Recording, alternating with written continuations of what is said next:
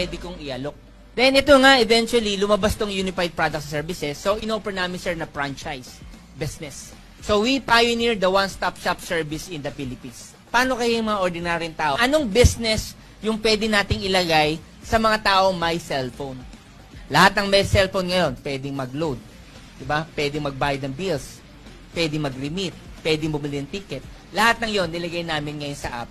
Then, nilabas namin ngayon yung home-based business namin. Na katulad mong ordinaryong tao, na wala ka pang 600,000, na may cellphone ka, pwede mong simulan yung business mo. So, nag-deploy kami, Philippines. Actually, pumutok talaga yung concept namin.